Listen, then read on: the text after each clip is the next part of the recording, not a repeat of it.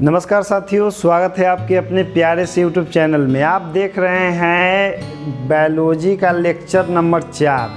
आज हम लोग पढ़ेंगे अंड जनन के बारे में और शुक्राणु जनन के बारे में, और दोनों को सामूहिक रूप से हम लोग युग्मक जनन कहते हैं। तो चलिए स्टार्ट करते हैं युग्मक जनन से। हमारा पहला टॉपिक है आपका युग्मक जनन, जिसको हम लोग गैमीटोजेनेसिस कहते हैं।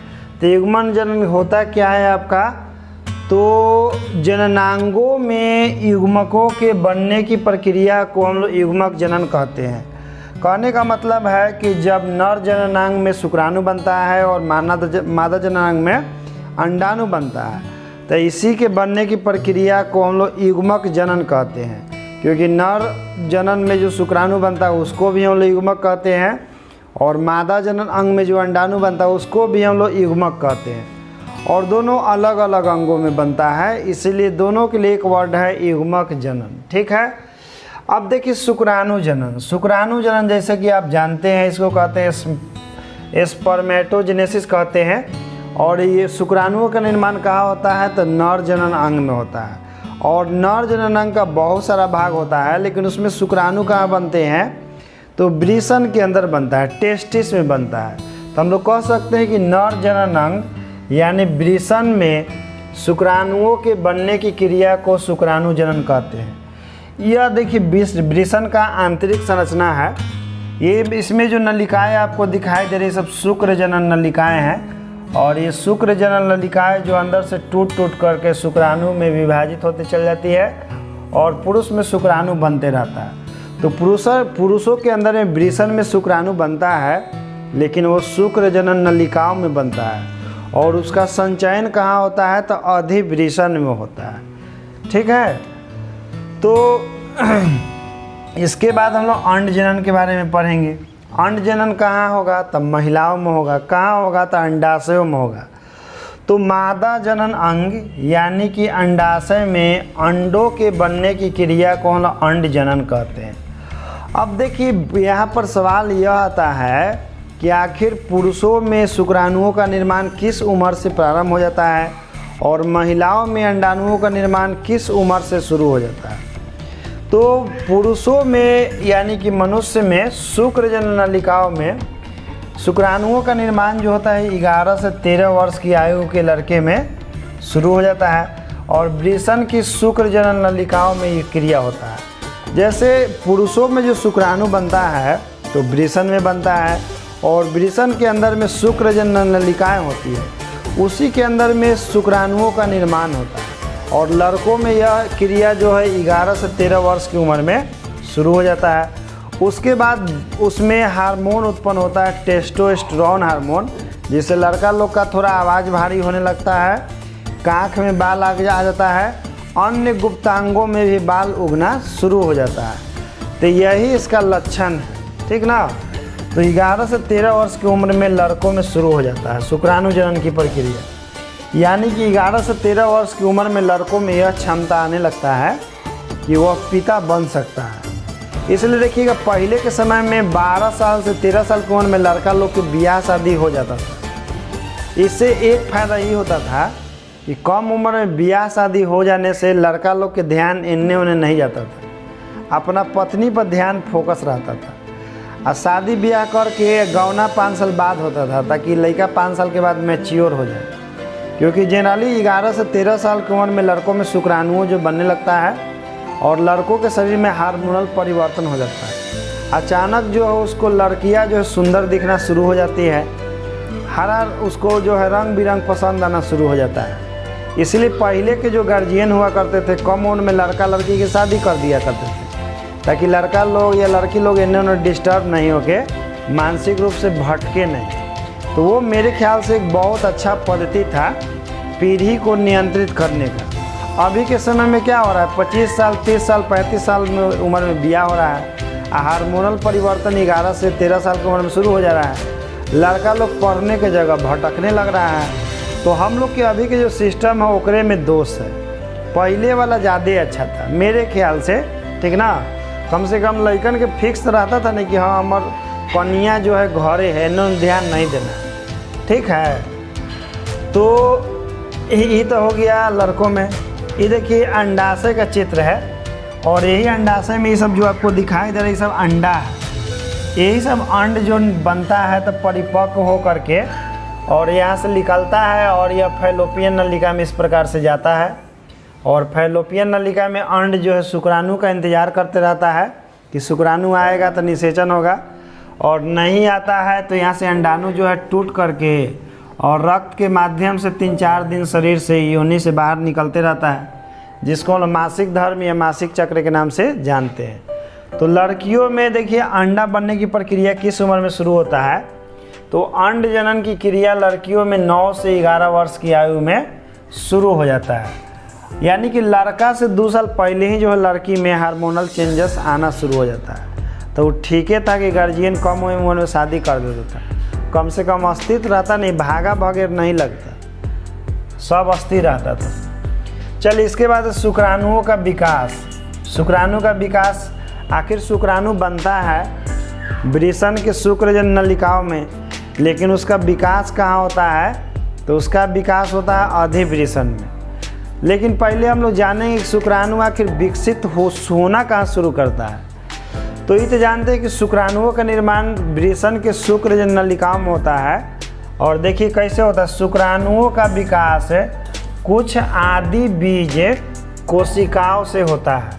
यह क्रिया निम्नलिखित 3 अवस्थाओं में होती है। सबसे पहले क्या होता है कि जो शुक्रजन नलिकाएँ होती है, तो शुक्रजन नलिकाओं में गुणन की अवस्था होता है, यानी कि शुक्राणु की शुक्रजन नलिकाओं की जो कोशिकाएँ होती है उससे शुक्राणु बनता है। और वृद्धि, उसके बाद शुक्राणु बनता है तो शुक्राणु उसके बाद ग्रोथ करता है तो वही वृद्धि की अवस्था है। फिर उसके बाद शुक्राणु जो है परिपक्व होता है। कहाँ पर परिपक्व होता है, अधिवृषण में जाके शुक्राणु स्टोर हो जाता है और 75 दिन में शुक्राणु जो है परिपक्व हो जाता है, यानी कि उसमें निषेचन क्षमता आ जाता है। और अधिवृषण में ही स्टोर होकर के शुक्राणु परिपक्वता ग्रहण करता है और मैच्योरिटी ग्रहण करता है, वहीं से परिपक्व होकर के निषेचन योग्य क्षमता पैदा करता है। यह देखिए पुरुष का वृषण है, इसी में इस शुक्राणु बनता है और यह आपका अधिवृषण है जिसमें स्टोर होता है इसी के अंदर। और शुक्रवाही नलिका है जिसके माध्यम से शुक्राणु आगे बढ़ता है। और यह देखिए शुक्राणु है, इस शुक्राणु का हेड होता है यहाँ से यहाँ, ये वाला जो शुक्राणु का मिडिल पार्ट होता है और ये वाला टेल है। और यहाँ जो है शुक्राणु का नेक है, ये गर्दन है शुक्राणु का, ये शुक्राणु का गर्दन है ये वाला, ये जो है मिडिल भाग है, ये हेड है और ये टेल है। सब के बारे में हम लोग बारी बारी से पढ़ेंगे कि शुक्राणु में हेड में क्या होता है, मध्य भाग में क्या होता है और ये जो पूंछ है शुक्राणु का इसमें क्या होता है और उसका क्या काम है। देखिए इसके बाद हमारा है कि आखिर शुक्राणु जब शुक्रजन नलिकाओं में बनता है तो कैसे कैसे बनता है। देखिए कितना अच्छे से व्याख्या किया हुआ है कि आदि बीज कोशिकाएं पहले गुणन की अवस्था में प्रवेश करती है। आदि बीज कोशिकाएं जो पहले गुणित होती है और गुणित होती है जिसमें बार बार विभाजित होकर ये शुक्राणु कोशिका जन बनाती है। इसमें कुछ शुक्राणुजन ए तथा कुछ शुक्राणुजन बी का निर्माण करती है। शुक्राणुजन ए एक साथ मिलकर शुक्राणु कुल बनाता है। जैसे 2 प्रकार की शुक्राणुजन कोशिकाएं बन रही ए और बी, तो शुक्राणुजन ए जो है शुक्राणु कुल का निर्माण करता है, जबकि शुक्राणुजन कोशिक बी जो है आपका परिवर्तित होकर प्राथमिक शुक्राणु कोशिका का रूप धारण कर लेता है। अब प्राथमिक शुक्राणु कोशिका बड़ा तथा द्विगुणित होता है। द्विगुणित उस मतलब 44 + XY क्रोमोसोम होता है, यानी कि उसमें 46 क्रोमोसोम होता है। और जो क्रोमोसोम की संरचना रखता है आपका, उसमें 46 क्रोमोसोम मौजूद होता है। प्राथमिक शुक्राणु कोशिका में समय समय पर अर्धसूत्री विभाजन होता है। जो हमारा प्राथमिक जो पहला बार शुक्राणु कोशिका बनता है उसमें बार बार अर्धसूत्री विभाजन होता है, यानी कि वो 23 गो में टूटते रहता है, 46 गो होता। एक प्राथमिक शुक्राणु कोशिका प्रथम अर्धसूत्री विभाजन को पूरा करते हुए 2 समान अगुणित कोशिकाओं की संरचना करते हैं, जिन्हें द्वितीयक शुक्राणु कोशिका कहते हैं। इस प्रकार प्रत्येक कोशिका में 22+X या 22+Y गुणसूत्र होते हैं। यानी कि जो शुक्राणु हमारा बनता है तो उसमें तो या तो 22+X होता है या 22+Y होता है, और अंडाणु में भी ऐसी होता है, उसमें केवल 22+X होता है अंडाणु में। और जब यही 22+X और महिला के अंडा वाला 22+X मिल जाता है तो लड़की का जन्म होता है, और जब पुरुष का 22+Y और महिला का 22+X मिलता है तो लड़का का जन्म होता है। तो उसमें 46 को क्रोमोसोम होता है। एक जब श्वेती बनता है तो इसमें गुणसूत्र होते हैं। द्वितीयक शुक्राणु कोशिकाएं दूसरे और सूत्री विभाजन से गुजरते हुए 4 बराबर अगुणित शुक्राणु प्रसु पैदा करते हैं। याद रखिएगा कि कई को बनाता है, 4 को बनाता है। ये ऑब्जेक्टिव में पूछता है। ये पुनः विभाजित नहीं होता है, लास्ट में जो बनता है वो बाद में विभाजित नहीं होता है, तथा शुक्राणुओं में रूपांतरित हो जाते हैं। शुक्राणु प्रसु के शुक्राणुओं में रूपांतरित को शुक्राणु रूपांतरण कहते हैं। और गोलाकार शुक्राणु प्रसु लंबा हो जाता है, इससे में एक गर्दन और एक पूंछ भी होता है। जो शुक्राणु बनता है उसमें देखिए वो गर्दन होता है, वो सिर होता है, वो मिडिल भाग होता है, वो पूंछ होता है शुक्राणु का। ठीक है, तो इस प्रकार से शुक्राणु बनता है कोशिका ए और कोशिका बी से मिल करके। अब देखिए यहाँ पर शुक्राणु का संरचना है। ई जो शुक्राणु का हेड है, ई वाला शुक्राणु का गर्दन यहाँ पर होता है, मध्य भाग होता है, और इस शुक्राणु का पूंछ होता है। शुक्राणु का पूंछ जो होता है महिला की योनि में इसको गति प्रदान करने में मदद करता है। इसी पूंछ के माध्यम से गति प्रदान करता है। और ये देखिए अंदर का संरचना है, जिसमें देखिए शुक्राणु ये सब बन के यहाँ तैयार हो गया है। इस शुक्राणु पूर्व कोशिका शुक्राणु प्रसु, और द्वितीय शुक्राणु कोशिका जो है यहाँ पर है, और ये प्राथमिक शुक्राणु कोशिका देखिए यह सब है, सब जगह से बनता है। और इसमें देखिए ई वाला आपका स्ट्रॉली कोशिका है, और ये जो है शुक्राणु जन्म है, इस शुक्राणु जन्म है, यह शुक्राणुओं का जन्म होता है। तो ये अंदर के संरचना है, यानी कि वृषण के अंदर जो शुक्र जो नलिका होता है उसके अंदर का संरचना ही है, उसमें शुक्राणु इतना सूक्ष्म प्रक्रिया से बनता है। अब देखिए शुक्राणु जो बनता है तो इसका बनावट क्या है। शुक्राणु के निम्नलिखित भाग होते हैं। एग्जाम में आपका आता है कि शुक्राणुओं के बनावट का वर्णन करें। तो सिर, इस शुक्राणु का एक सिर होता है, यही देखिए शुक्राणु का हेड है ना, शुक्राणु का सिर। इसमें केंद्रक रहता है। इसके ऊपरी भाग में एक टोपी नुमा एक्रोसोम होता है, जो आपको दिखाई दे रहा है ना, ये क्या एक्रोसोम है, अग्रपिंडक होता है, जो निषेचन के समय शुक्राणु मादा युग्मक में प्रवेश करने में सहायता करता है। यही सिर जो है ना अंडाणु में बिल करके प्रवेश करता है। जैसे मान ली कि इस प्रकार से अंडाणु है तो यही सिर जो है एकरा में बिल करता है, बिल करके एकरा में प्रवेश करता है अंडाणु में। और केवल एक ही शुक्राणु अंडाणु में प्रवेश कर पाता है। जैसे ही एक शुक्राणु अंडाणु में प्रवेश करता है ना, ये अंडाणु में ब्लास्ट शुरू हो जाता है और इसके ऊपर एक कठोर आवरण बन जाता है अंडाणु के ऊपर, जिसके बाद बहुत सारे शुक्राणु आ करके भी इसके कवच को नहीं भेद पाते हैं। ठीक ना। तो शुक्राणु के सिर में केंद्रक होता है, और इसके बाद और भी शुक्राणु के भाग हैं। देखिए फिर शुक्राणु के सिर में न्यूक्लियस पाया जाता है, क्योंकि जब शुक्राणु महिला के अंडाणु में प्रवेश करता है तो ये जो केवल सिर ही अंदर में प्रवेश करता है, ये जो पूंछ है ये सब टूट के बाहर रह जाता है। और सिर में ही शुक्राणु के अंदर में क्या होता है, न्यूक्लियस होता है, और अंडाणु के अंदर भी न्यूक्लियस होता है। ये दोनों शुक्राणु का न्यूक्लियस और अंडाणु का न्यूक्लियस दोनों एक दूसरे जाके संलयित हो जाता है, तब जाके निषेचन की प्रक्रिया पूर्ण होती है। शुक्राणु न्यूक्लियस और अंडाणु न्यूक्लियस एक दूसरे से मिल जाता है, तब जाके वहीं से भ्रूण का निर्माण होता है और शिशु का विकास शुरू हो जाता है। तो शुक्राणु के सिर में न्यूक्लियस पाया जाता है, जिसमें 23 क्रोमोसोम पाया जाता है। वही हाल एथी में भी होता है, अंडाणु में भी न्यूक्लियस होता है। तो 23 क्रोमोसोम मिलकर 46 क्रोमोसोम हो जाता है, जिनमें सारे अनुवांशिक गुण मौजूद रहता है। जो 23 को क्रोमोसोम होता है ना, उसी के अंदर सारा अनुवांशिक गुण स्टोर रहता है। उसी से हम लोग बाल के कलर डिसाइड होता है, त्वचा के रंग डिसाइड होता है, आँख के रंग डिसाइड होता है, शरीर का संरचना डिसाइड होता है। वो 23 क्रोमोसोम में शरीर को पूर्ण रूप से विकसित करने वाला सारा अनुवांशिक गुण मौजूद होता है, जो हमारे पिता से आता है अगला जनरेशन में। ठीक ना, यानी कि हर जनरेशन में आगे बढ़ते जाता है। अब देखिए वो नोट है कि लाइसिन नामक एंजाइम निषेचन के समय अंडाणुओं के कवच को तोड़कर उसके अंदर प्रवेश करने में सहायता करता है।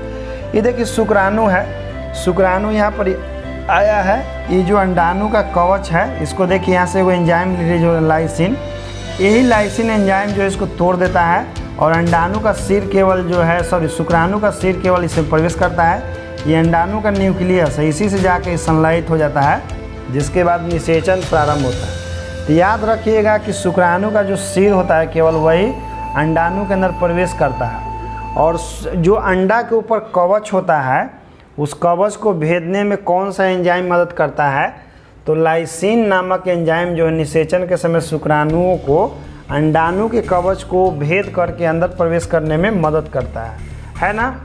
अब देखिए ग्रीवा, ग्रीवा माने गर्दन होता है, तो शुक्राणु का हाई वाला गर्दन है, यही शुक्राणु का गर्दन है, क्योंकि ये वाला तो सिर है, तो सिर के बाद क्या होता है, गर्दन होता है। इसमें सेंट्रियोल रहता है, इसमें क्या रहता है, सेंट्रियोल रहता है। यहाँ देखिए गर्दन, इसमें ये वाला पार्ट हो जाएगा। फिर मध्य भाग, ये शुक्राणु का मध्य भाग आपका ये दिखाई दे रहा है, इसमें क्या होता है, तो इसमें असंख्य माइटोकॉन्ड्रिया होता है, और आप लोग जानते हैं कि माइटोकॉन्ड्रिया में ऊर्जा का उत्पादन होता है एटीपी और एडीपी के रूप में। तो ये जो मध्य भाग है इसी में ऊर्जा का उत्पादन होता है, क्योंकि इसमें असंख्य बहुत सारा माइटोकॉन्ड्रिया होता है जो पूंछ को गति प्रदान करने के लिए ऊर्जा प्रदान करता है, क्योंकि ये जो माइटोकॉन्ड्रिया है बहुत सारा इसमें ये ऊर्जा को उत्पादन करता है, और यही ऊर्जा जो है उसको शुक्राणु के पूंछ को गति प्रदान करता है, एनर्जी प्रदान करता है। और शुक्राणु 4 से 5 दिन की यात्रा करके अंडाणु के पास पहुंचता है, तब जाके उसको मिलन होता है अंडाणु से, तब जाके एक भ्रूण का विकास होता है। फिर देखिए पूंछ, तो शुक्राणु का ई वाला जो है आपका पूंछ है, पूंछ क्या करता है, शुक्राणुओं को गति प्रदान करता है महिला की योनि के अंदर। तो पूंछ का काम होता है, यह कोशिका द्रव्य से बना होता है पूंछ, तथा शुक्राणु को सक्रिय एवं गतिशील बनाए रखता है। इसके मध्य भाग में एक सोनियम होता है जो पूंछ से बाहर निकला रहता है, ये जो पीछे निकला है ना यही एक सोनियम होता है, वही शुक्राणु को गति प्रदान करता है, शुक्राणु लगातार अंदर बढ़ते चल जाता है। ये देखिए पूरा शुक्राणु के अंदर क्या बनावट दिया हुआ कि कैसे कैसे शुक्राणु विभाजित होता है, तो लास्ट में 4 गो शुक्राणु बनता है, और प्रत्येक में कई गो क्रोमोसोम होता है, 23 गो क्रोमोसोम होता है, 22+X या 22+Y होता है। लेकिन लड़कियों में केवल 22+X या 22+X ही होता है, ठीक ना, क्योंकि महिलाओं में Y क्रोमोसोम नहीं होता है।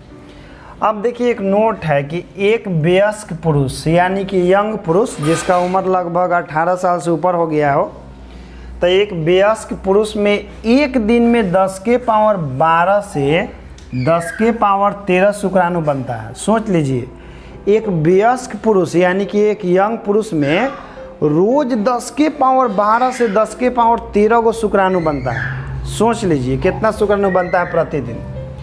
और एक शुक्राणु में या तो X क्रोमोसोम होता है या तो Y क्रोमोसोम होता है, दोनों एक साथ एक शुक्राणु में नहीं हो सकता है, क्योंकि शुक्राणु का जो संरचना होता है 22+X होता है या 22+Y होता है, तो दोनों X और Y एक ही शुक्राणु में कभी भी नहीं पाए जाते। इस बात को याद रखिएगा, ठीक ना। फिर है कि मैथुन क्रिया के समय यानी कि जब पुरुष का संयोग स्त्री के साथ होता है, जब पुरुष का संयोग स्त्री के साथ होता है तो उस दौरान पुरुषों के शरीर से जो वीर्य स्खलित होता है यानी कि वीर्य जो निकलता है, वीर्य का इरेक्शन होता है मादा की योनि में, तो लगभग 20 से 30 करोड़ शुक्राणु जो है एक बार में महिला के शरीर में प्रवेश कर जाता है। ये बहुत ज़्यादा शुक्राणुओं की मात्रा है। एक बार जब पुरुष मैथुन क्रिया करता है महिला के समय, तो 20 से 30 करोड़ शुक्राणु जो है महिला के शरीर में प्रवेश कर जाता है। उसमें से मात्र एक शुक्राणु जो है अंडाणु को निषेचित कर पाता है, जिससे एक शिशु का जन्म होता है। बताइए, तो प्रत्येक आदमी जो है 20 करोड़ में एगो है, चाहे 30 करोड़ में एगो है। इसीलिए हम लोग के मम्मी पापा कहते हैं कि मेरा बेटा लाखों में एक है, तो लाखों में वो तो गलती है ना बोलते हैं। यहाँ पर कितना हो जाएगा, 20 करोड़ से 30 करोड़ में एक कहा जाए तो ज़्यादा अच्छा रहेगा, ठीक ना। तो हर आदमी 30 करोड़ में एगो है, ठीक है। आप भी 30 करोड़ में एगो है, हम भी 30 करोड़ में एगो है। अब है कि टेस्टोस्टेरोन को नर हार्मोन के नाम से जाना जाता है और एक सामान्य पुरुष में रोज़ 6 से 8 मिलीग्राम ही बनता है। टेस्टोस्टेरोन को नर हार्मोन कहते हैं और पर यंग पुरुष में डेली जो है 6 से 8 मिलीग्राम ही बनता है। अब है अंडजनन। अंडजनन क्या होता है? तो अंडाशय में अंडाणुओं के निर्माण की प्रक्रिया को अंडजनन कहते हैं। देखिए, अंडाशय में अंडाणु बनता है और यह जब एक लड़की माता के गर्भ में ही रहती है और लगभग 7 महीना का रहता है, उसी समय उसमें अंडा बनने की प्रक्रिया शुरू हो जाता है। लेकिन वो अंडा बहुत छोटा छोटा होता है। ये देखिए अंडाशय है और अंडाशय का ये है, ये सब अंडा है। यही सब अंडा जो है प्रत्येक 28 दिन पर रिलीज होता है। एक बार इधर से रिलीज होता है तो फिर अगला 28 दिन पर इधर से रिलीज होता है और ये हर एक 28 और 29 दिन का चक्र होता है। किसी किसी महिला में 30 दिन या 32 दिन का भी चेथी हो जाता है जो ये प्रक्रिया है, लेकिन सामान्य महिलाओं में 28 से 29 दिन का चक्र होता है और एक बार में एक अंडाशय से एक ही अंडाणु निकलता है। तो हमारा अंडजनन की प्रक्रिया अंडाशय में होता है। और देखिए अंडाशय की आंतरिक संरचना है जहाँ पर अंडाणुओं का निर्माण होता है। और बताएं कि एक बच्ची में अंडाणु उसी समय बनना शुरू हो जाता है जब वो माता के गर्भ में होती है और वो 6 से 7 महीना की होती है। अंडजनन की शुरुआत भ्रूणीय अवस्था में हो जाती है जब भ्रूण 7 माह का होता है, यानी कि जब लड़की का जन्म होते रहता है माता के पेट में और उस 7 महीना के भ्रूण रहता है, उसी समय से लड़की के शरीर में अंडा बनने की प्रक्रिया शुरू हो जाता है। अंडजनन निम्न 3 अवस्थाओं में संपन्न होता है। जैसे शुक्राणु 3 अवस्था में होता है ना, वैसी अंडजनन की प्रक्रिया भी 3 अवस्था में होती है। गुणन की प्रावस्था, पहले कोशिकाओं से टूट टूट करके छोटा छोटा बनता है, फिर वृद्धि की अवस्था, वो वृद्धि करता है और फिर परिपक्वता की अवस्था।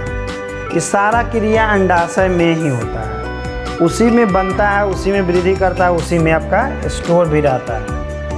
ये देखिए ये सब अंडजनन की प्रक्रिया है और याद रखिएगा उसमें भी सूत्रीय विभाजन होते रहता है और उसमें भी लास्ट में जो अंडाणु बन कर तैयार होता है ओकरा में 22+X और 22+X अलग अलग क्रोमोसोम होता है।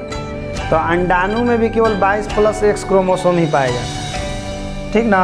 और महिलाओं में केवल X क्रोमोसोम ही पाया जाता है, महिला में Y क्रोमोसोम नहीं होता है। तो यदि किसी के घर लड़की जन्म ले रही है तो उसका दोष 100% पुरुष पर जाएगा, क्योंकि महिला में तो ये सिस्टम है ही नहीं है लड़का जन्म करने वाला। महिला के अंडाणु में केवल 22+X क्रोमोसोम होता है, फिर और में 22+X होता है। पुरुष में 22+X और 22+Y होता है, यानी कि लड़की पैदा होना या लड़का पैदा होना ये पुरुष पर निर्भर करता है, स्त्री पर निर्भर नहीं करता है। लेकिन हम लोग के समाज में जो कम पढ़े लिखे आदमी होते हैं, यदि 3-4 को किसी के घर में लड़की जन्म ले तो आदमी पूरे लड़किए के दोष देता है कि एकरे में खोट है लड़किए में, जबकि दोष केकरा में है? लड़का में, क्योंकि लड़का पैदा करे वाला शुक्राणु किस में है? पुरुष में है। लड़की में तो सिस्टम ही नहीं बनाए भगवान जी। तो लड़की चाह के भी लड़का को जन्म नहीं दे सकती है, क्योंकि यदि पुरुष में 22+Y शुक्राणु रहबे नहीं करेगा तो कहाँ से लड़का जन्म लेगा? तो उसका दोष 100% पुरुष पर हुआ। लेकिन फिर भी दोष किस पर दिया जाता है? महिलाओं से, जो कि बहुत ही गलत बात है। महिला पर दोष नहीं देना चाहिए। कई बार तो ऐसा भी होता है कि महिला को बार बार लड़की होता है तो उसको बहुत मारता भी है सब। एगो बगल के गांव में ऐसा घटना हो गया था कि एगो आदमी के 4 गो लगातार बेटी पैदा हुआ। वो का किया पागल कि अपन मौगी के पकरासन तेल छीट के सलाई बार दिया कि तू बार बार बेटी के काहे जन्म दे रही है। ओकरा पर केस हो गया, वो बेचारा जेल चल गया। जाना ही चाहिए। पागल बौरा कहीं के। अरे महिला में तो सिस्टम ही नहीं है लड़का पैदा करे वाला, ये सिस्टम पुरुष में है। अब बताइए, दोष दे दिए, महिला के तेल छिड़क के जला दिया, वो तो बच गई। आग लगने के बाद भी स्किन जला और बच गई। अब एकदम भूत जैसे लगती है औरतिया, आज जिंदा है, आज भी वही मर्दा संगे रहती है। और दारू पी के आता है मर्दा ने तो खूब डेली ओकरा मारती है। जब जब दारू पी के आता है डेली मौगी लाते मुँह के ओकरा मारती है अभी भी। तो ये घटना बताइए, इसलिए कहा जाता है कि जानकारी नहीं हो तो गलती किसी के साथ गलत नहीं करना चाहिए। वो एक बारी ओकरा आग लहकाया, बच गई। अब वो डेली मारती है, जब जब मर्दा पी के आता है तब तब मार के गर्दा कर देती है। तो भगवान जी तो बदला कर ले, ओकरा जिंदा रखे हैं बदला ले लगे, और वो डेली बदला लेती है, खखना खखना के मारती है। वो चिल्लाइत रहता है बेचारा कि मत मार, लेकिन फिर भी मारती है। अब कैसे बच गई, भगवान जी ओकरा वही लगे बचेबे किए हैं कि जाओ तोरा हम बचा देते हैं। एकरा डेली तरपा के मारना, डेली ओकरा मारती है खखना के। जब दारू पी के आता है ना तब लसार के मारती है, क्योंकि एक बार वो मौत के मुंह से बच गई तो उसके मन से डर खत्म हो गया। अब फिर बाद में ओकर बेटा के जन्म हुआ, अगवा लगाने के बाद वो ठीक ठाक हो गए, तो अगला बार उसका बेटा जन्म लिया, लेकिन मारती है धांग के औरतिया ओकरा। तो हाँ, तो देखिए यही आपका अंडाशय के अंदर का आंतरिक संरचना है। इसी में अंडाणु जो बनते रहता है और स्टोर होते रहता है, और परिपक्व होकर के फैलोपियन नलिका में जाता है, जहाँ शुक्राणु से उसका मिलन होता है, जिससे भ्रूण का विकास होता है। ठीक है, तो इस वीडियो में इतना ही, फिर हम आपसे मिलेंगे अगला वीडियो में। तब तक के लिए जय हिंद साथियों।